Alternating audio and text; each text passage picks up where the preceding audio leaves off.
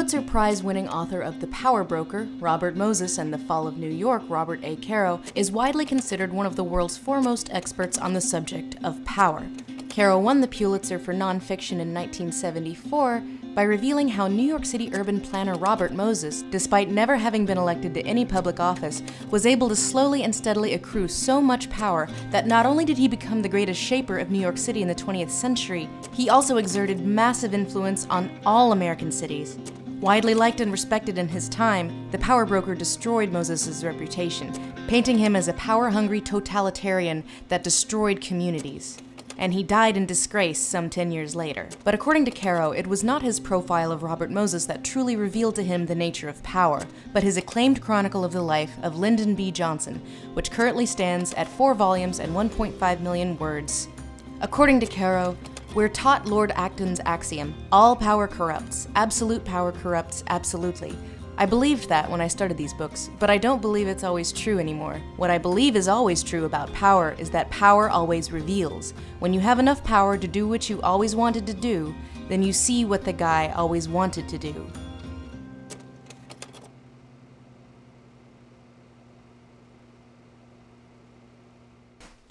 So, what was the point of all that? And by all that, of course, I mean the thing we've spent the last 8 seasons obsessing over and are now months late getting to our spicy hot takes. That's right, bitches.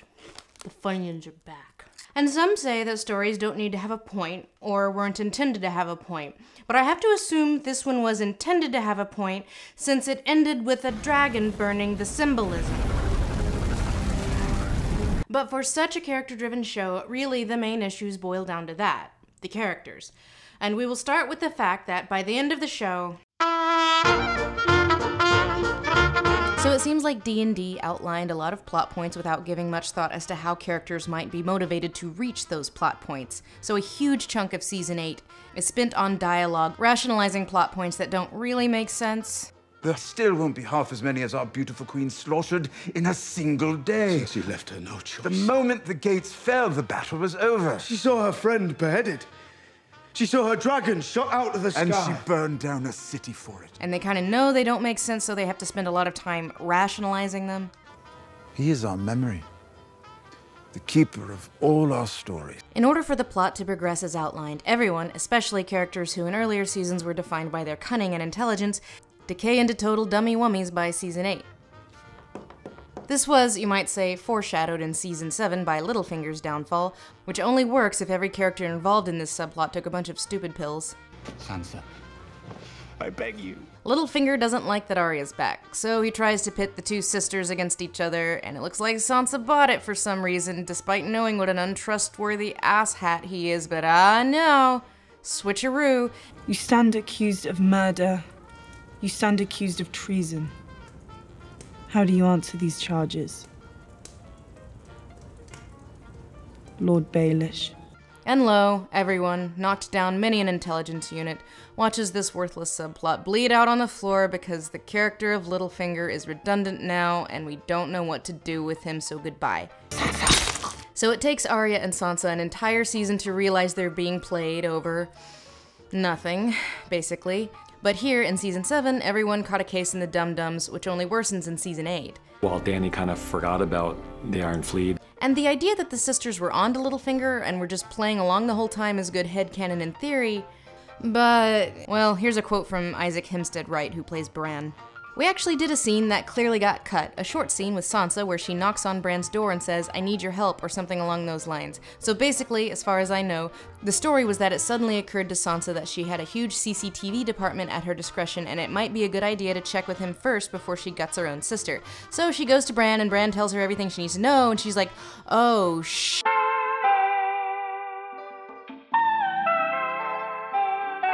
And oh, Sansa. You have been done dirty. I know that after the shit show that was Season 5, some Sansa stans are happy that at least one of the women got to be in charge without having to be put down like Old Yeller. But if we may for a moment be honest with ourselves, her entire character has been one massive train wreck ever since Season 5 when Littlefinger's like, hey, marry the son of the guy who murdered your entire family. And she's like, no, Okay. Then it's the fast track to Rape Town, escape, and then season 7 she completes her evolution into Ladyfinger, stripped of all pathos, because to D&D, female empowerment is shedding your humanity until you are a stone-cold badass, but, you know, the kind who only does some hideously inhumane executions. Feminism. To be clear, I am not on the Sansa hate train. I just think they popped a squad over her character arc just like they did everyone else. By season 8, everyone's gushing over how smart Sansa is. She's evolved into her final form, but unlike in earlier seasons, where her intelligence would come out through these moments of her being more quick thinking than people expected. Did you say I can't? I only meant it would be bad luck to kill a man on your name day. Or by her playing into her enemy's arrogance. So you'll be outside the gates fighting in the vanguard. A king doesn't discuss battle plans with stupid girls. I'm sorry, Your Grace, you're right, I'm stupid. Of course you'll be in the vanguard. They say my brother Rob always goes where the fighting is thickest, and he's only a pretender. She now gets these cool girl badass moments that build not at all on the lessons she learned in King's Landing, but instead on violence and a need to humiliate her enemies. One of Sansa's earlier defining attributes was her compassion, that she cared about people despite the pain she was put through. In the books, she never loses that sense of compassion, but gets smarter about figuring out who is worthy of it, and who is playing her for their own advantage. Here in the show, that warmth is totally extinguished. Sansa's compassion and appeals to goodness are framed not as a strength, but as immature weakness that she needs to outgrow. Stupid. Stupid little girl with stupid dreams who never learn. New empowerment Sansa doesn't act like someone who would take pity on a drunk knight, risking Joffrey's wrath, or someone who would have any ounce of empathy for someone like the Hound like she did in season 2. Sansa in the Crypts doesn't bother trying to calm the other women and children like she did during the Siege of King's Landing in season 2. New empowerment Sansa spends the whole battle trash-talking Daenerys. It wouldn't work between us. Why not? The Dragon Queen. Who, unlike Sansa, is out there risking her life. Without the Dragon Queen, there'd be no problem at all. We'd all be dead already. Season 8 keeps telling us what Sansa is. She's the smartest person I've ever met. That she's smart, that she's shrewd, but nothing in her actions support that. Earlier, Sansa would know to keep her mouth shut about someone she was suspicious of. Meanwhile, new empowerment Sansa won't shut the f up about how much she doesn't like Daenerys. Why her? During Sansa's entire King's Landing storyline, she keeps herself alive by feigning loyalty to Joffrey and Cersei. What are you praying for? For the gods to have mercy on us all. Even me? Of course, Your Grace. Even if she did plan on undermining Daenerys, I guess D&D kind of forgot that one of Sansa's most important lessons is when to feign respect and fidelity. What do dragons eat, anyway? Whatever they want. Sansa's evolution mirrors the Starks as a whole. The compassion and nobility that define the Starks is one of their biggest assets. But in the end, they're no better than the f***ing Lannisters. Fuck prophecy. Fuck fate. Fuck everyone who isn't us. We don't trust your queen. You don't know her yet. I'll never know her. She's not one of us. Change their house motto from winter is coming to f*** you got mine. Because that's female empowerment to these showrunners. I'm glad I got raped actually, Mr. the Hound. It made me a cool girl badass. Without Littlefinger and Ramsay and the rest, I would have stayed a little bird all my life. I'm a bitch, I'm a lover. So Sansa is a northern separatist now for some f***ing reason, even though now is not the time.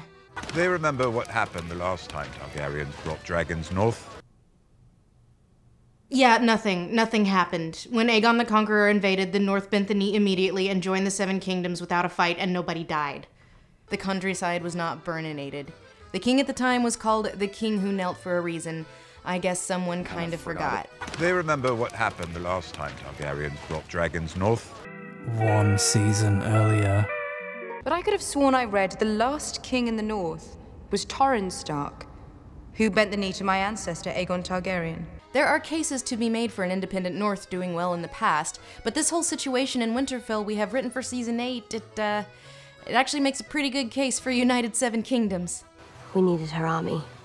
Her dragons. Yep, you sure did. How are we meant to feed the greatest army the world has ever seen? Good thing we've got the Reach, a part of the Seven Kingdoms, which also happens to support Daenerys' claim. And it wasn't even that they had it on lock before Daenerys showed up with all these mouths to feed.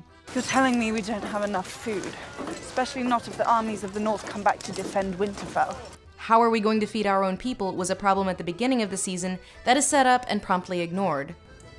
What do dragons eat, anyway? You know what, Sansa? It doesn't matter. Don't worry your empowered little head about it. Enjoy those dragons and supplies from other regions now that it's f***ing winter and you all have a common enemy. You seem determined to dislike her. Like, they did Daenerys dirty, and we'll get to Daenerys, but what they did to Sansa is just depressing. Sansa's only purpose this season is to have an unfounded suspicion of Daenerys, which only proves to be founded when Daenerys does something completely nonsensical. Otherwise, Daenerys has essentially given all of her resources to defend Winterfell, based on the promise of the guy in charge. And Sansa is still like, I don't know. I don't like the cut of her jib. Why her? By the end of the stupid, dumb Battle of Winterfell, Daenerys has proved herself worthy of being a queen about as well as one can expect in this universe. She's forging alliances, doing battle, keeping her promises to her followers and to her allies. So Sansa's stink eye over Daenerys makes no sense. She never even lived through the Targaryens hurting her family. The operative word, Mad King, burned her grandfather and uncle to death. But she sure did CERSEI. You know, their common enemy whose family wiped her own out. Sansa's mistrust of Daenerys only makes sense if you're writing from the end forward, telling us she is smart when her intelligence is really just writer clairvoyance, giving Sansa suspicions without giving her any reason to have them, other than the writers know how the show will end and they want Sansa to look smart. The Dragon Queen. It's quite beautiful. What does that have to do with anything? Or maybe, I don't know, Sansa is jealous because Daenerys is pretty, which surely they would never. Oh, come on. Anyway, moving on. Bronn is a fan favorite. Break on. Dick on. But by season 8, hell, by season 5, he has nothing to do and no reason to be here. But people like him, so here he is. It seems like they were planning a different ending for Bronn, like one that had some character development. In season 7, during the loot train attack, Bronn loses his gold in a very symbolic moment. He then leaves it to risk his life in a big way to save JAIME, with no mercenary reason for doing so. Is this a sign of character development? Is Bronn changing his ways? It's good to see you again. Yeah, you too. Nope, and guess who gets the worst subplot of all time? You do, you do. You boys are a pair of gold-plated cunts. So Cersei asks Bronn to go murder her brothers, as you do. What will she do for the man who rids her of her treasonous brothers? Bronn fast travels to Winterfell and holds them at Arrow Point and tells them he thinks their side will win because dragons, so he blackmails JAIME and Tyrion into giving him... Highgarden, you could be Lord of the Reach. Highgarden, are you mad? It's better than being dead. Okay, so for those of you playing the home game, Highgarden is the capital of the Reach, seat of the now extinct House Tyrell, and the breadbasket of the Seven Kingdoms, and the most populous. Yes, there are probably still many Tyrells next in line to claim the Reach, to say nothing of the other great houses in the Reach with a much better claim to the seat. But yeah, we're gonna install Sir No Name as Lord of Highgarden because of blackmail under a queen that was only queen for 5 minutes, and yeah, that's going to go over well with all of these other lesser houses in the Reach. Highgarden. But okay, we do not see Bronn again until the finale, where not only is he now the Master of Coin... I've never borrowed money before. I'm not clear on the rules. But Tyrion has apparently made good on that whole promise made at gunpoint thing. Sir Bronn of the Blackwater, Lord of Highgarden, Lord Paramount of the Reach, and Master of Coin. He should have ridden off into that good night like Daario Naharis, but okay, here he is still, cool. And in a season that has turned pretty much all of its characters into stupid dum-dums who can't read a situation for shit because the plot needs them to be stupid, there's one character whose tactical nosedive probably hurts the most.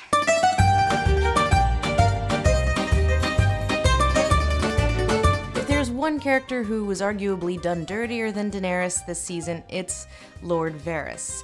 Have you considered the best ruler might be someone who doesn't want to rule? Varys, the Master of Whispers, becomes the Master of Loud, Treasonous Conversations. The greater the risk, the greater the reward. Go on. Like Bronn, Varys is a fan favorite, but the showrunners clearly had no idea what to do with him after season 4 because his character starts wildly deviating from his path in the books. You know what it's like to stuff your shit through one of those air holes? No, I only know what it's like to pick up your shit and throw it overboard. I guess in his case they'd figured they'd ride around this later, and they did so by making the smartest guy in the realm a total dum-dum. Varys in the books wants to instill a guy on the throne who may or may not, and probably is not, be the lost son of Rhaegar Targaryen, aka Aegon Targaryen, aka the next in line to the throne if we have a Targaryen restoration. Fans call him Fagon. In the show we don't have Fagon, but Varys needs something to do, so at the beginning of season 5, he and Tyrion cross the Narrow Sea with the express intent to support Daenerys now, even though Varys totally tried to have her assassinated in season 1. You sent word to Essos to murder Daenerys Targaryen. Your Grace, I did what had to be done. Apparently she's willing to move past that. And I swear this, if you ever betray me, I'll burn you alive. You know, in a world where executions are routine, this seems like kind of a reasonable threat. He has tried to have her assassinated before, and whoop, here we are 1 season later, again with the poisoning. She won't eat.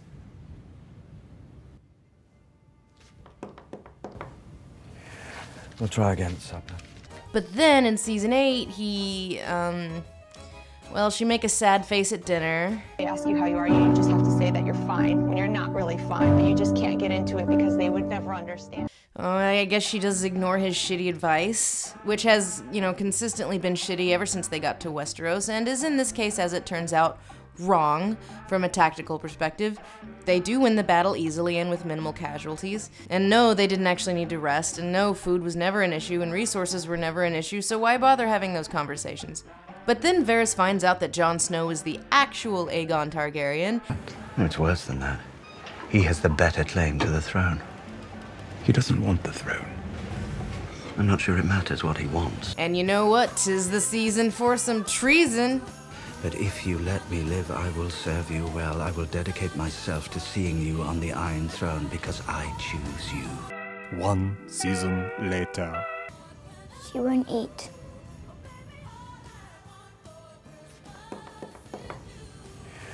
We'll try again at supper.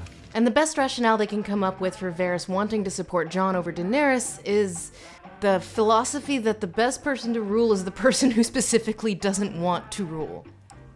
Have you considered the best ruler might be someone who doesn't want to rule? Robert was neither mad nor cruel. He simply had no interest in being king. Well, I mean, I guess Jon keeps failing upwards, so that tracks. Imagine nominally being for the good of the realm, and then immediately reversing your stake the moment you see a young guy whose neighborhood townies love him. And be like, wow, yeah, that's some leadership material right there. He's a man, which makes him more appealing to the lords of Westeros. So here's the problem. This only makes sense if you're the audience and you've seen Jon Snow's temperament for the last 8 seasons. Varys, on the other hand, has not. Varys has no reason to like or trust Jon Snow other than he liked and trusted Ned, I guess, who wasn't actually his father anyway. Varys only just met Jon Snow, and in-universe has no reason to think that he's a better, more tempered choice than Daenerys, unless he knows what the audience knows. We, the audience, know about Jon Snow, but from the outside looking in, the narrative is all over the place. Jon Snow's only been in charge of the North for like a week, and it's kind of been a shit show. You left Winterfell a king and came back a... I'm not sure what you are now. For the first 3 episodes of the season, she's a war hero with dragons that has sacrificed half her troops and one of those dragons to save humanity. The only thing she does in episode 4 that's mildly questionable is be impatient about wanting to take King's Landing, except she's not wrong about anything. The men we have left are exhausted. They'll fight better if they have time to rest and recuperate. Well, clearly they don't. I promised you I would look you in the eye and speak directly if I ever thought you were making a mistake.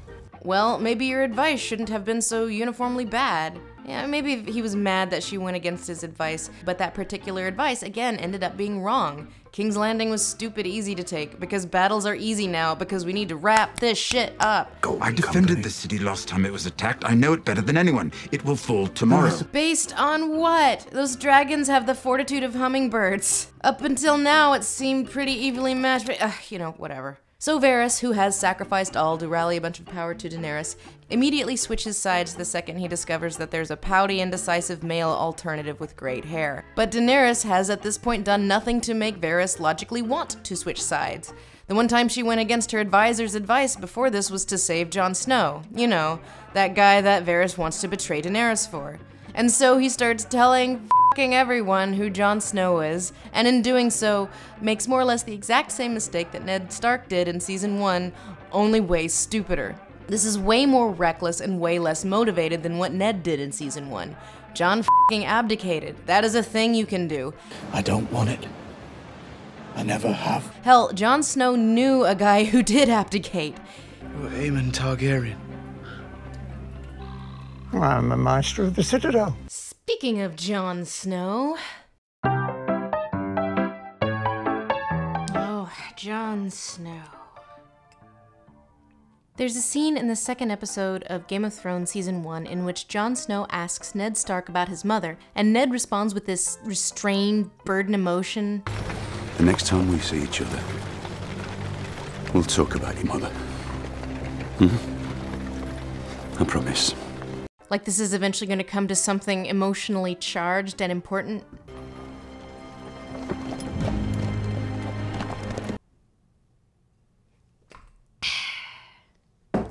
So where do we even start with this? My mom is actually from Napa. I didn't know that. Yeah. I never knew my mother.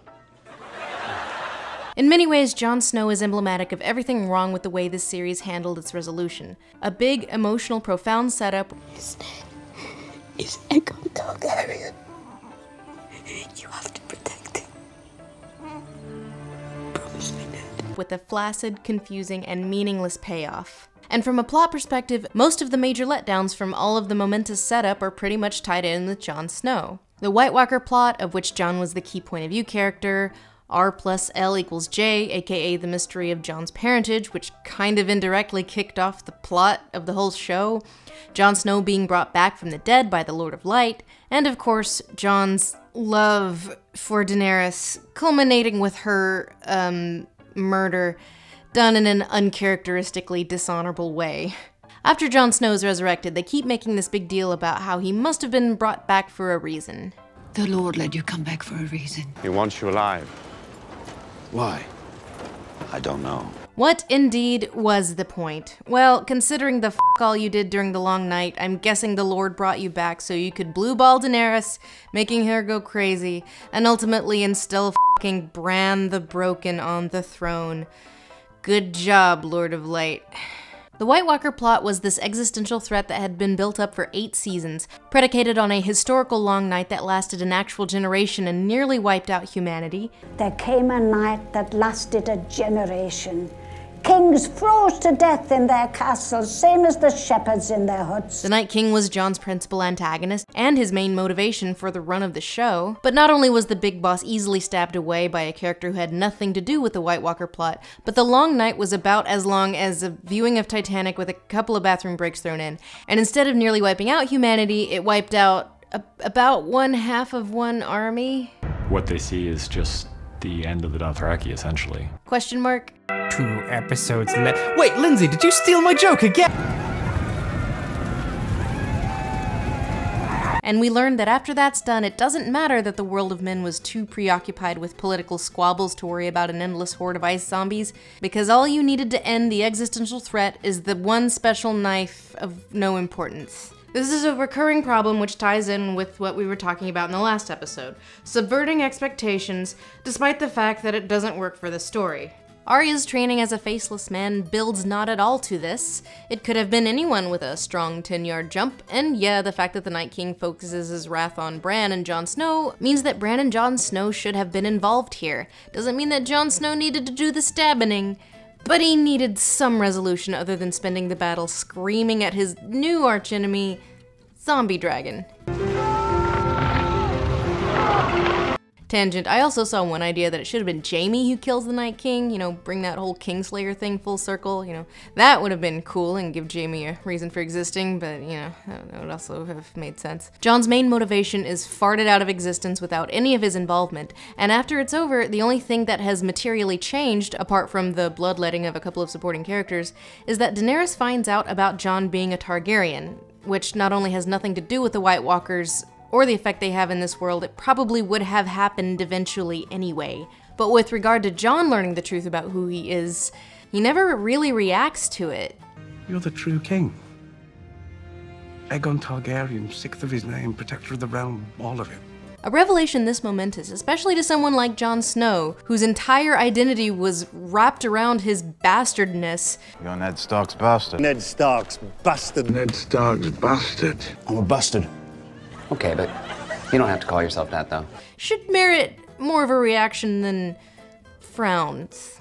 There's no moment where he sits down and really parses this, discusses it with anyone. Sansa and Arya in particular don't seem to care about the implication this has for their family history, that the stories they heard about their aunt their whole life were a lie, that their father lied to them, that the rift in their parents' marriage was based on a falsehood, that Ned had remained faithful to Cat, but sacrificed his honor and basically his marriage to protect Jon. No, in the end, Jon reacts to this news like he's just been served jury duty. Learning that he was not only legitimate, but was loved and wanted from the moment of his birth has no effect on his identity or sense of self-worth, and is only addressed in the utilitarian question of birthright and primogeniture, to which he immediately hops to, "You are my queen." And not wanting it is his sole motivation for the rest of the show. They keep trying to force this ending to make sense vis-a-vis Jon's motivation. Love is the death of duty.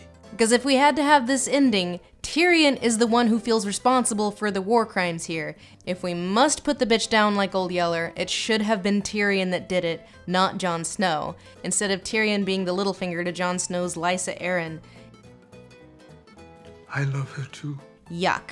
By the end, Jon Snow's character has been reduced to a gelatinous mess because he doesn't want anything. He has no motivation after the Night King is gone. This is a problem he has in common with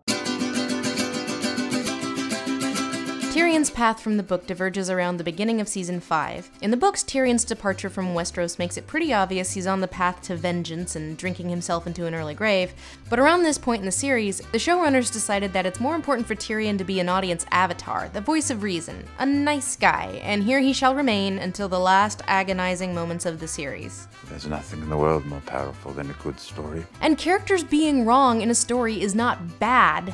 Character flaws are a good thing, but Tyrion over the course of these 3 seasons is so consistently terrible at his job that he should have been, at minimum, fired a while ago. Instead, Tyrion just hatches one bad plan after another, and Daenerys keeps him on for some reason. Let's go invade Casterly Rock, a place with no tactical advantage. Let's not attack King's Landing now, before they can bolster their armies. You're too valuable. It's too great a risk. You're too important. Let's trust Cersei. She's pregnant, which means she's good and trustworthy now. Let's not go rescue Jon Snow. He's not worth it. Let's go hide in the f***ing crypts while an army with the power to raise the dead is attacking us. He's bringing all the dead people back to life, and they put the women and children in a crypt with all the dead people. So, rah. Tyrion is smart, but I guess not that smart. If you rewatch Season 7, it seems like they're setting up a Tyrion betrays Daenerys twist. Like, actually betrays her, not this piddling squirt of nothing. A betrayal twist would have at least explained why his powers of deduction got pushed out of a window. You're not a monster. 2 seasons earlier, my expectations have been subverted. Kill me.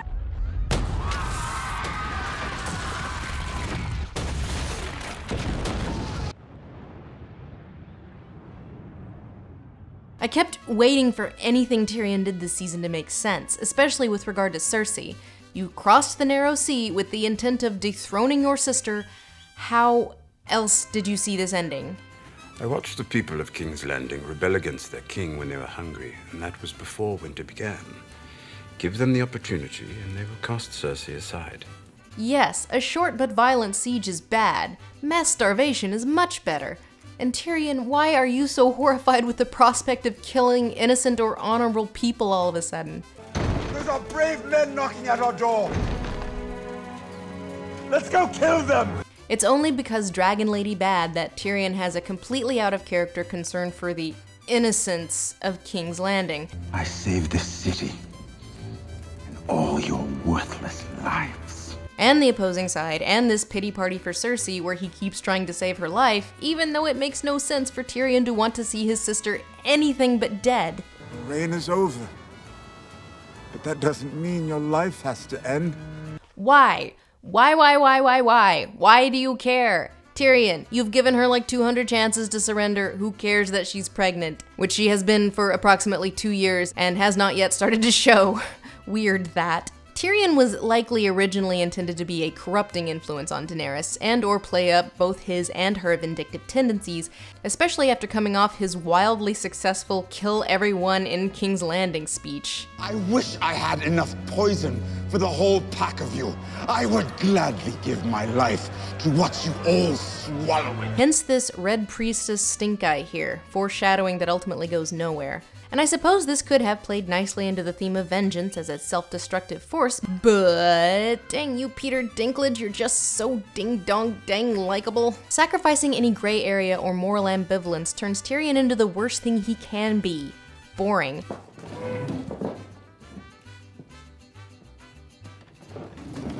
And it begs the question, what does Tyrion even want? Why do you want Cersei deposed? Because it kind of seems like maybe you don't. I don't want to destroy our family. I never have. 5 seasons earlier? How much of this show has there been? I will hurt you for this.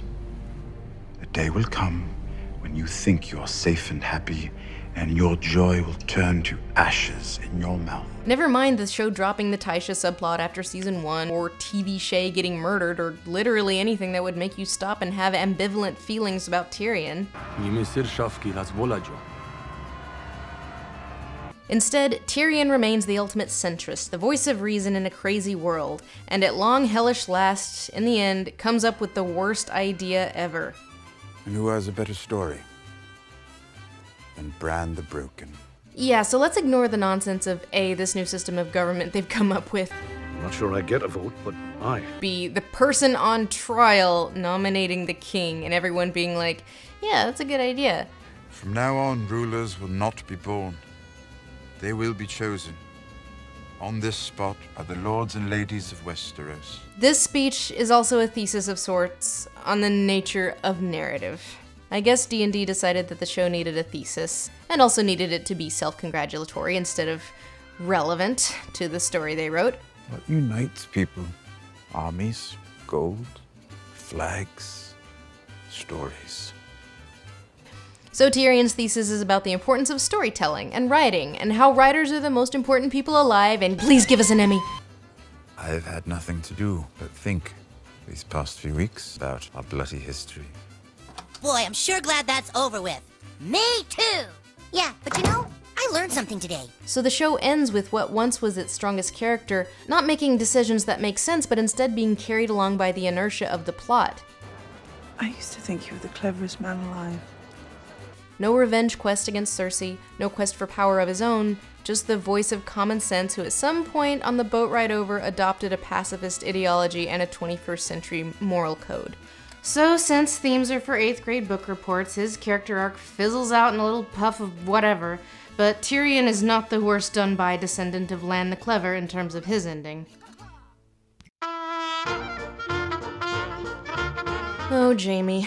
The heel with a heart of gold, the man who sacrificed his honor to save countless innocents from the madness of King Aerys by killing him and forever being saddled with the nickname Kingslayer. You all despise me, Kingslayer. For a principal player, a point of view character, and arguably one of the series' protagonists, you sure didn't have a point in the end. Jaime was instrumental in precipitating the inciting action in the beginning, nearly killed Bran and managed to make his way into most of the major battles in Westeros, but after the beginning he never really made much of a choice that impacted the story. When you break it down, he mostly spent all of his time going back and forth to Cersei doing her bidding. And by season 7, with good reason, it seems like he's at long last finally over Cersei. But one key thing that is left out of the show is part of Maggie the Frog's prophecy that Cersei will be killed by the Valonqar, which means like little sibling. Cersei grows up thinking that it's going to be Tyrion, but it is heavily foreshadowed that it's supposed to be Jaime. So I thought maybe this was going to be like a bait and switch, and that's why he was really going back to King's Landing and he was going to kill Cersei, but instead he doesn't even do that much and they both pointlessly get a rocks fall, everyone dies death. So Jaime ends up being like the Nick Carraway of Game of Thrones, affecting the plot not at all except for being a prisoner of war / bargaining chip in the 2nd and 3rd season, and just kind of watching stuff go down, not really doing anything. But here's the thing, Jaime not driving any action doesn't need to be a bad thing. Not every character has to have a utilitarian plot purpose. Some characters have internal journeys, as we saw illustrated by Jaime in Season 3, and that can make for great television. Many have bemoaned a redemption arc ruined, but I actually agree with Nikolai Coster-Waldau's take on Jaime. I never saw him as a guy who needed redemption as such. The whole Kingslayer thing on the surface was about him being dishonorable, so now he needed to redeem himself because he did this horrible thing when, in fact, killing the king was probably his proudest moment. Jaime didn't need a redemption arc per se. He displayed his bravery and selflessness when he killed the Mad King and was forever dishonored for it. Jaime's story was more about learning to care about people who weren't his immediate family, to grow beyond that Lannister "F you got mine" attitude. A lion doesn't concern himself with the opinions of a sheep. At some point, Jaime realized that Cersei didn't really love him but just kind of wanted to possess him, and that she didn't care about the type of person he was. I told you no one walks away from me. Are you going to order him to kill me? If she thought about her brother slaying the Mad King at all, she saw it as a move to protect their family, and not an act to prevent harm to the people of King's Landing. Jaime's arc in Game of Thrones was one of self-discovery, of actualization, not redemption. But there's no motivation behind him abandoning all and returning to Cersei. It's not like he did something selfless and got dishonored again. He did the right thing, showed up at Winterfell, and was more or less accepted despite his transgressions. Pretty much everyone was on the path for giving him a second shot. Brienne gets it in. Hell, even Bran, the child he pushed out of a window, is like, you know, you had to do you, babe. I gotcha. You won't be able to help us in this fight if I let them murder you first.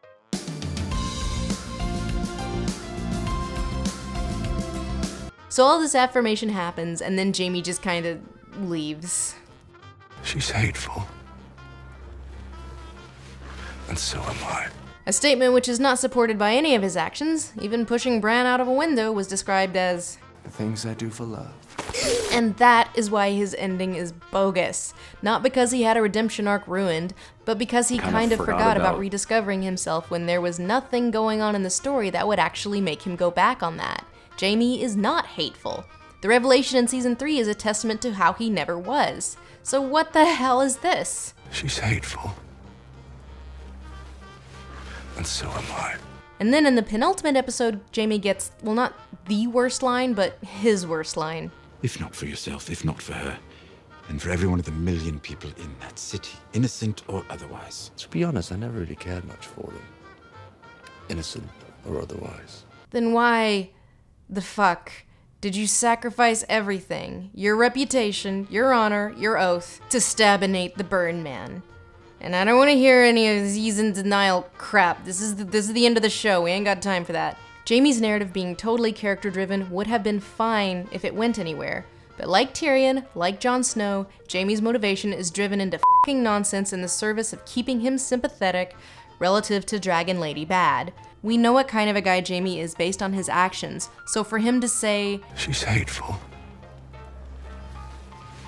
And so am I. Without even really giving us a why, only serves as a cheap twist. It's surprising, but not unexpected, isn't it? After all, he's explaining his motivation with words, and if motivations are explained with words, that means they de facto make sense. Telling the audience the thing makes sense with your dialogue, while not supporting the thing with the character's actions, is kind of a trend in the last season of Game of Thrones. So, Cersei Lannister, one of the greatest villains, not just in TV history, but arguably in all of literature. She sure didn't have much to do by the end there, did she? All of Tyrion's stupid mistakes and wildly out of character and unmotivated sudden trust in his evil sister serve the purpose of keeping Cersei in the game. Perhaps you'll remember I chose to help with no promises or assurances from any of you. Which feels even more insulting given that CERSEI, post blowing up the Sept, faces no consequences nor has a secret evil plan beyond staring on a balcony and glowering over my domain with a glass of wine. Which, look, I get it, that's my usual Friday night, but, that's pretty much all she does in Season 8.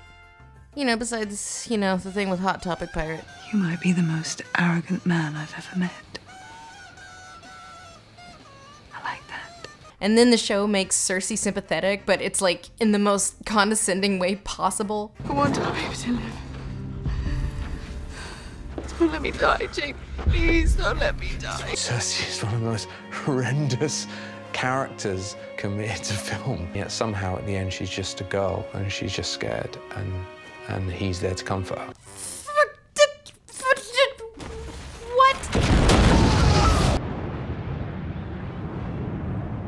When the plot says so, CERSEI's armies instantly crumble and she dies a weirdly sympathetic death in Jaime's arms, who is here for some reason, in a rocks fall, everyone dies situation that feels more on par with like a C-tier Disney movie, and less in line with someone who once said, "Power is power."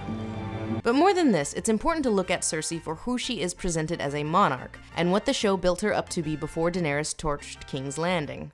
Let the monsters kill each other. And while they battle in the north, we take back the lands that belong to us. The big thing here, and I mean big thing as a defining action in CERSEI's rule, is her effectively blowing up the in-universe equivalent of the Vatican as a means to wipe out her enemies and flex on how many fucks she gives, which is 0. And yes, the scene was awesome, and yes, it feels like something someone as reckless and vengeful as CERSEI would do when pushed to the utter brink.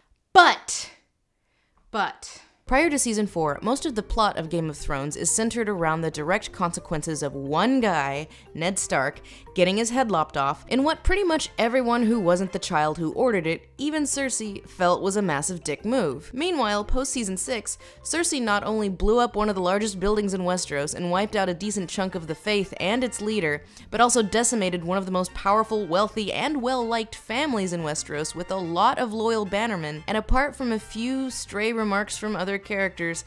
But your sister has done things I was incapable of imagining. This major act of mass violence, we just move on. Nobody cares. There are no consequences for this. She is crowned, and life goes on. The only person opposing her is Dragon Lady, who would have invaded no matter who was on the throne. So let's break this down. Why in God's name would they set up CERSEI finally exacting revenge on the faceless masses that threw literal feces on her during her walk of shame and weeding out religious extremism with impunity, only to conveniently forget the internal logic of much smaller scale political issues like Ned Stark's execution causing massive upheaval? Not to mention, again, wasting someone like Lena Headey's talent. I wanted those elephants. Well, here's why. It's because of how Season 8 ends.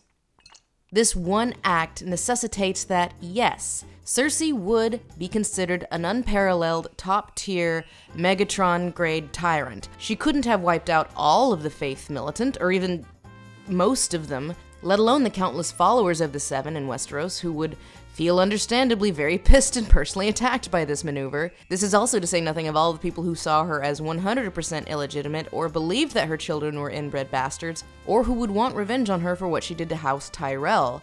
So these dum-dums wrote a juicy situation which in theory could have led to some of the best acting from one of their most talented players, but the problem here is that it would have revealed her as a tyrant, leading to a situation where literally anyone with a claim to the throne would be looked upon by the people of King's Landing as a liberator, which leads us to the person who, at least as far as everyone knows, has the best claim to the throne, and wouldn't you know it, has already defined herself as a liberator.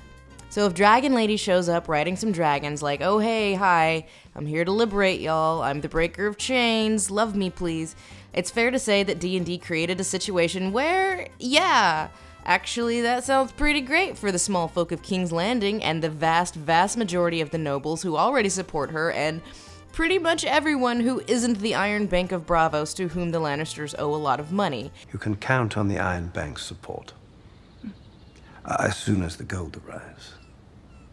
It's just one of those. They wrote a situation where there's no way Cersei would be able to maintain power after her move with the Sept without being a complete totalitarian who stomps out dissent before it even manifests. She created a situation where she'd have no choice, and she has the personality to relish that sort of thing. I killed your eye sparrow because it felt good.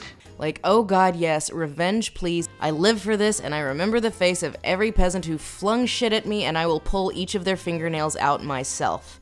And on a related note, like, you really expect me to think that, like, Cersei's gonna, like, be upset that Daenerys is murdering the innocents of King's Landing? After what they did to her, she should be like, well, you go, girl. So the only way to deal with the fallout of Cersei's actions, while still barreling full steam ahead to this predetermined ending, is to ignore them altogether. The show must maintain that the people of King's Landing and, hell, Greater Westeros are never affected by their monarch and that they don't care. That social trends do not apply to the rabble or the common folk, even though that was a huge chunk of the King's Landing plot for seasons 5 and 6. That yes, the machinations of the powerful do have effect, and that politically savvy nobles like Marjorie Tyrell have sound methods. And this development in later seasons, especially with Cersei, kills me because what set Game of Thrones apart for the first few seasons was how it was so conscious of how said intrigues, be they magical or otherwise, have realistic consequences that affect not only the lives of the major characters, but also the culture of the world itself. Like in Season 7 during the loot train attack, Daenerys recklessly burns all that food from the Reach. That surely should have had some consequences, right? Maybe set off a touch of the old starvation. But like the destruction of the Sept, they wrote a situation that should have had consequences, but didn't. So I'm guessing that the existence of Phaegon creates a situation where it makes perfect sense not only for the people of Westeros to reject Daenerys, but for her own sense of entitlement to make her descent into power obsession make sense, not only based on the situation, but also based on the character that we know. Unfortunately, that is not the situation that these chuckle f***s wrote. So let's deal with Daenerys. Daenerys came to power effectively from nothing, not only because of an important name and some dragons, but because people believed in her. Just once in my life before it's over. I want to know what it's like to serve with pride. You believe in her? With all my heart. A lot of people, problematic writing or no, sacrificed a lot because they believed what she believed. What about those who swore allegiance to you? They'll all come to see you for what you are. I hope I deserve it. You do. And then she went and did some more crimes, and you didn't even see it coming because she's pretty. Don't you feel stupid? Tyrion, Jorah, Jon Snow, all big dum-dums who fell for her not because she was a charismatic, strong-willed leader who was constantly trying to balance her not inconsiderable power with doing the right thing, but because they wanted to get into them panties. I know you love her. I love her too.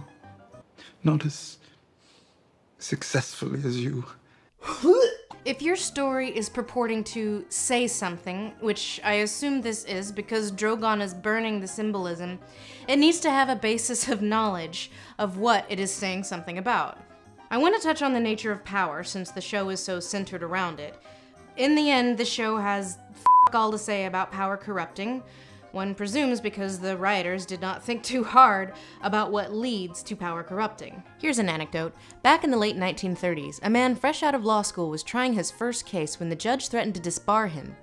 Said the judge, "I have serious doubts whether you have the ethical qualifications to practice law." That lawyer's name? Albert Einstein. Just kidding, it was Richard Nixon. And yes, that actually happened. At the time, Nixon admitted to taking questionable actions without his client's authority. Decades later, we would discover that power did not corrupt him, he corrupted power. Being president revealed to the outside world who he was all along. I have always tried to do what was best for the nation. Said author Robert Caro, reflecting on Lyndon B. Johnson, power doesn't always corrupt. Power always reveals. When you have enough power to do what you always wanted to do, then you see what the guy always wanted to do. Your reign is over. My reign has just begun. And in both the books and the series, we have a pretty good idea of what Daenerys wanted to do because she did it. People point to speeches like this, which, I am Daenerys Stormborn of the blood of old Valyria, and I will take what is mine. with fire and blood, I will take it. Big speeches like this didn't match her actions. Daenerys had power. We saw what she did with it. Violence? Sure. En masse against peasants? No. Daenerys' entire arc deals with the fact that small folk suffer when lords flex military might, and her questioning when violence was worth the cost. The main reason she was doing so badly at the invasion initially was because she was trying to be more humane than Aegon the Conqueror. I am not here to be Queen of the Ashes. So she understandably is like, well, maybe I should just Aegon the motherfucker. Enough with the clever plans. I have 3 large dragons. I'm going to fly them to the Red Keep. She wasn't just one of the few people with a modicum of power that was concerned with the plights of the lower classes. That was how she defined herself. Breaker of chains, protector of the innocent. I will not let those I have freed slide back into chains. And this is why I think the whole power corrupts thing is bogus where it pertains to Daenerys. She's had power. She's had it for a long time. If power hasn't revealed the real Daenerys by now, when the fuck will it? After she wins her trillionth battle? No, actually, the slaughter of unarmed civilians is not a logical progression. Varys talks about her coin still being in the air, and it's like... They say every time a Targaryen is born, the gods toss a coin, and the world holds its breath. Really, dude? You know what kind of leader she is. She's demonstrated it over and over, and she's been pretty consistent about when she's been punitive, when she's been inhumane to her enemies, and when she's done the right thing. Until this episode, when she reveals that she's actually Super Hitler, the Hitler that flies! And then she sees the Red Keep. It's in that moment on the walls of King's Landing when she's looking at that symbol of everything that was taken from her, when she makes the decision to make this personal. What? You said it was because she wanted to rule through fear. Let it be fear. You said that in the text that you wrote. You explaining it makes it worse. Now it's a 30 Rock skit. I'll now take questions. Oh no, my period. Let's nuke England! I think we all knew there was no way Daenerys was going to end up getting what she wanted. The first time I read about Phaegon, my visceral reaction was, oh no, this is going to make Daenerys do something stupid. Problem is, ain't no Phaegon in the show. But with regard to the idea that power doesn't corrupt, it reveals, I think you learn what you need to know about the way Daenerys handles power in Season 1. Khal Drogo is ready to do some pillaging because they need resources to go after that Iron Throne, and Dany is okay with it until she sees the human cost. So she pulls a white savior, saves this woman, and is betrayed by this woman because of course she is. I spoke for you. I saved you. Dany doesn't put 2 and 2 together that she is the reason this woman lost everything. So when the woman is insufficiently grateful, she burns her alive and gets 3 dragons out of it. So that Daenerys turns to darkness because the people of Westeros don't fall over themselves in worship is a perfectly logical progression on paper. Problem is they put her in a position where, logically, the people of the North should have been grateful. To the Dragon Queen! The people of King's Landing should have been like, hell yes, thank God, literally anyone but Cersei. But then they keep explaining it like it makes sense what happened. But before she breaks, she's sad that the people of the North prefer Jon Snow, a native of the North. And I guess Dany kind of forgot that despite losing the reach with the Tyrells, she still has the support of the North, the Vale, the Iron Islands, Dorne, and presumably Storm's End now that she's legitimized Gendry. But she decides that she'll never be loved because the people of the North prefer their hometown boy to Dragon Lady. Far more people in Westeros love you than love me. I don't have love here. Sure. What they foreshadowed is Daenerys doing awful things when she thought she had a good reason for doing them. Not, no reason. She was ruthless, sure, and she made some bad decisions, but she never surrounded herself with yes-men, the main hallmark of a corrupt leader, instead seeking out dissent from her advisors and actually listening to them, even when they were giving her shit garbage advice. Tyrion. Cersei thinks the army of the dead is nothing but a story, made up by wet nurses to frighten children. What if we prove her wrong? But defenders of the show insist that Daenerys was meaningfully different as a ruler from anyone else, because the framing said so. See?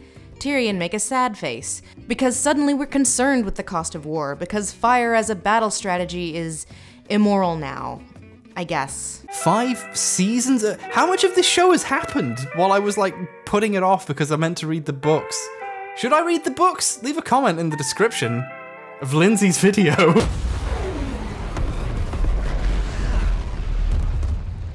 No, Daenerys wasn't always compassionate, but she made rational decisions, negative or positive. You can't have this sort of medieval wartime code that the characters all live by, and then in the last 3 episodes have everyone suddenly concerned with the cost of war. Especially when there is apparently no material cost, no mass starvation, no uprisings, nothing. Why is Tyrion, who blew up an entire fleet with horrible magic fire, all of a sudden like, "But your grace, what about the Geneva Conventions?" Now we're treating what Daenerys does in this scene as somehow morally worse than Jon Snow's mass execution, which included a child in season 6, or what Ned Stark did to a scared teenager who's running from ice zombies in season 1. So that's all noble then, but in season 7, it's foreshadowing some war crimes, I guess, because she used a dragon and not a giant f***ing sword. None of these people wanting to betray her, except arguably Sansa, the separatist, who is a separatist for some f***ing reason. What about the North? It's just one of those is rooted in any motivation that is based on what has materially changed during seasons 7 and 8. Only hunches that just kind of appeared one day because the plot needed it to. But here's the thing that was never foreshadowed. Dany being irrational, Dany denying reality. If someone said, "Here is why," never once did she go, "No, that is very clearly X." You buried the lead too deeply. This was just not the character you wrote. In the end, it's not just cynical, it's meaningless. It's one big reason why the ending left people feeling so hollow. It doesn't say anything about the nature of power and the descent into corruption and cruelty, just that some people's genes are a time bomb. Daenerys doesn't have a character progression that ends with her tragic descent into authoritarianism. Her Targaryen genes were dormant for a while, but wouldn't you know, them bells. That Red Keep just triggered those genes, and suddenly out of nowhere, Daenerys is denying reality. And then she sees the Red Keep when she makes the decision to make this personal. And I've seen countless reinterpretations of this episode where people try to make it make sense, to make her rampage a little more in character and justified and motivated. D&D might be hacks, but they aren't stupid. They could have easily made her rampage make sense in any dozens of ways, but that was not the point. The point was to make her as monstrous as possible. For one reason only. Tyrion and Jon Snow have to remain sympathetic. Daenerys' murder has to be seen as totally morally justified, even though having a victim of physical and sexual abuse rise to great power only to be lured into a false sense of security and murdered by the man she loves in a moment of physical intimacy. She goes on a nonsense rampage, so then she can then soap opera die at the hands of a sympathetic hero by way of the worst of tropes. Save me. You've gone Dark Phoenix. You've become too powerful. It's so sad what I have to do to the woman I love, but it has to be done. It's for your own good, don't you see? I had to do it. Look what you made me do, Daenerys. I had to do it. Look what you made me do. Her actions have to be indescribably monstrous because the narrative has to justify the violence Tyrion and Jon Snow do to her body, while keeping these characters sympathetic to the audience. And that's all there is to it. Much attention has been paid to the bad writing in the Emmy-nominated final episode, but to me, this is the ultimate summation of what failed about the ending, arguably the most insulting line in television history. Everywhere she goes, evil men die, and we cheer her for it. They're doing like a thing, see? Oh, you liked Daenerys, you supported her, when you should have seen it coming. She's showing all the hallmarks of a fascist, like a red and black color scheme, and Nazi clothes. That's what fascism is, right? When she murdered the slavers of Astapor, sure no one but the slavers complained. After all, they were evil men. When she crucified hundreds of Myronese nobles, who could argue they were evil men? The Dothraki carls she burned alive. They would have done worse to her. Everywhere she goes, evil men die, and we cheer her for it. So D&D are invoking Niemöller's First They Came poem to equate Daenerys killing slavers and rapists to Nazis persecuting socialists and Jews. And you, the audience, were cheering her on, you enablers, you lovers of blood sport. Tyrion, and by extension the audience, supported Daenerys' slip into fascism because we agreed with her politics, even if the means were kind of iffy. She othered the bad guy, and we cheered her on because we agreed the bad guy was bad. But then she turned her ire on innocence, so really the audience needs to confront what authoritarian they support. Now here's why that's fucking stupid! As we see in First They Came, yes, fascists create an enemy and use it as a rallying point. The OG Nazis started with socialists and communists and worked their way out from there. And the German people were okay with it because, hey, ends justify the means, and hey, maybe the socialists and the communists and the Jews and the gays and the disabled people are actually the problem. And then they turn around and act all surprised when that ends in genocide some 10 years later. But Daenerys isn't scapegoating just anyone as the enemy. How many slaves are there in Yunkai? 200,000, if not more. And we have 200,000 reasons to take the city. The other she uses to justify her authoritarianism isn't a political party or dissidents or an ethnic group, it's the institution of slavery itself. So in the end, her tragic authoritarianism is rooted in the fact that she wants to end all forms of slavery too much. It's not easy to see something that's never been before. She wants to break too many chains. The ultimate what if woke but too much.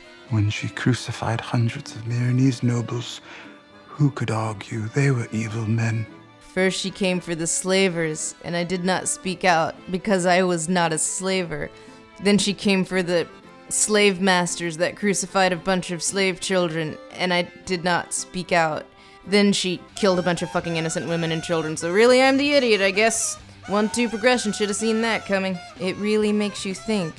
We live in a society. Everywhere she goes, evil men die, and we cheer her for it. Like, hey assholes, First They Came is a poem about Gentile complacency during the fucking Holocaust. You can't make an argument about Daenerys' methods being cruel or unusual when she's more or less been on the level with every other marginally decent leader in this universe. Sansa feeds her enemy to his own dogs. Jon hangs all of the insurrectionists, including a child, heads on spikes. Wow, it's a thing in this universe. Put their heads on spikes outside the stables as a warning. Arya murdering an entire house and then baking them into pies and then feeding them to their father, but they weren't easy to carve. Execution by dragon is a bridge too far. It's effectively calling the audience hypocrites when you hold your own damn characters to a weird double standard.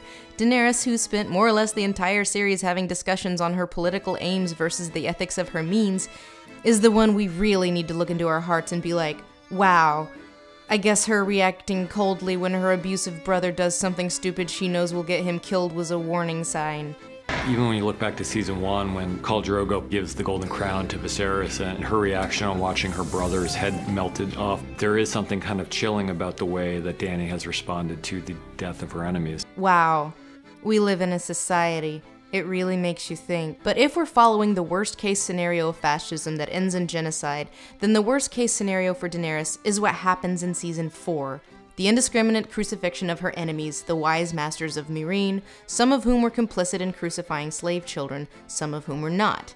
Genocide against the randos of King's Landing for absolutely no reason doesn't follow any meaningful progression of fascism or authoritarianism. So Tyrion, it really makes you think in the audience because they considered her enemies acceptable targets only to be shocked when she slaughters innocents isn't just insulting, it's meaningless. If you read the script for the final episode, The Iron Throne, which leaked when Emmy voting started, the moment where Tyrion throws down his Hand of the Queen pin is paired with the script direction, if this is liberation, he doesn't believe in liberation theology. Which is so revealing with regard to the point that these guys were going for. Why did people follow Daenerys? Was it just because she was powerful, or because they wanted it in her panties? Or was it because they agreed with her politics? Everywhere she goes, evil men die, and we cheer her for it. Yes, Tyrion, yes. You cheered her on, not just because she had dragons, but because you agreed with her politics. Raping and pillaging bad, unjust hierarchy bad, slavery bad. And she grows more powerful and more sure that she is good and right. The argument Tyrion is making is that if someone has the power, with enough encouragement and enough self-reassurance, and if they believe in their cause enough, this sort of thing is inevitable, isn't it? The righteousness of your beliefs don't really matter. What matters is the strength of those beliefs, and that's what's dangerous, and that's what you have to watch out for. And that is why good King Bran is good. That is why the best ruler is someone who doesn't really want it. Bran has no politics. Bran believes in nothing. Impartiality and emotionlessness are the qualities of a fine leader, because Dragon Lady believed in herself and building a better world too much. And women are just too emotional to lead, which is why the only good woman leader is the one who's been sapped of her humanity. Believing in a righteous cause turns dangerous if you believe in it too hard. And really, in the year of our Lord 2019, does that add anything of value? See how she leans her cheek upon her hand. Oh, that I were a glove upon that hand, that I might touch that cheek. The cultural endurance of any story has much to do with the desire to retell it, despite knowing how it ends. They'll rust and let me die. Breaking Bad is not devalued by knowing the ending. The Sopranos is not devalued by knowing the ending. Romeo and Juliet tells you the ending at the beginning of the play. From forth the fatal loins of these two foes, a pair of star-crossed lovers take their life. Making a case not just for this tragedy, but for the endurance of tragic stories in general. Romeo and Juliet, Orpheus and Eurydice. We tell and retell these stories despite knowing how they're going to end. I bring this up because knowing how the show ends, are you going to begin to watch it again? What is the legacy of Game of Thrones going to be? Because there are endings that ruin a story in hindsight. I used to watch and rewatch the earlier seasons of this show, but now, knowing how it ends, knowing what they're building towards, knowing how nihilistic and stupid and mean it ends up being, there's just no enjoyment in the journey even anymore. Even in the very long process of making these 2 episodes, rewatching old Game of Thrones was just an exercise in frustration, because you know now that the build-up that they're going towards has little or no payoff. The enjoyment of experiencing a story should not be ruined by knowing how it ends. I think that after the dust settles and all the hot takes are taken, and I recognize I'm probably at the end of this train, the answer is going to be no. It's not going to be remembered for the journey we all undertook. It's going to be remembered as a thing that was ruined by its ending. One of the greatest examples of that, maybe ever.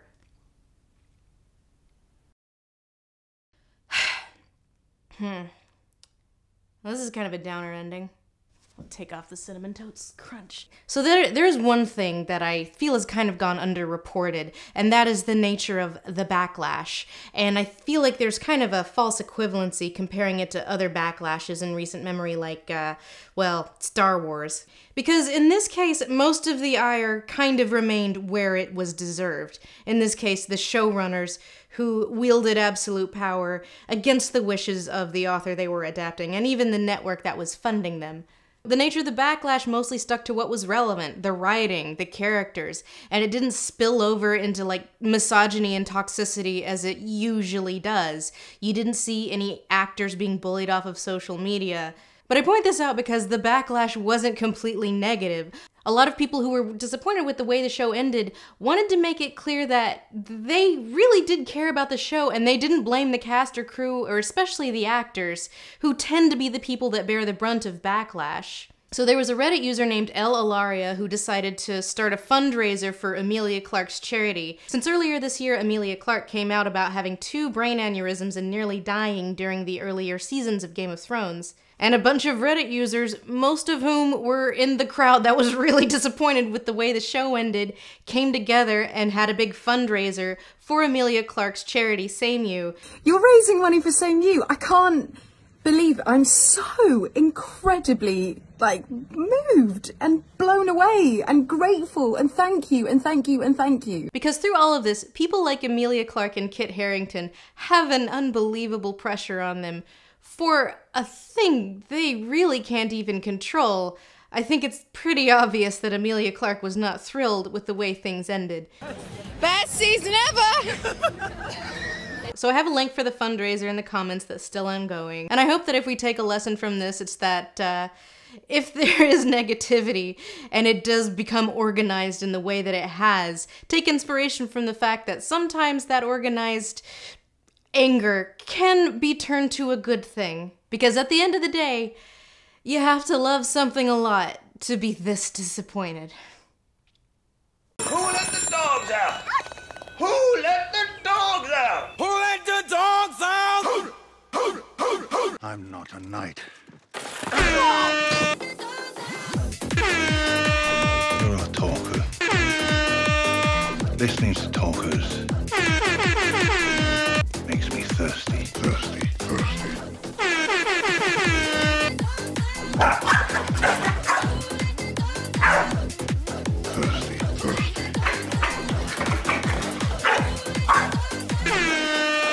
You're a talker.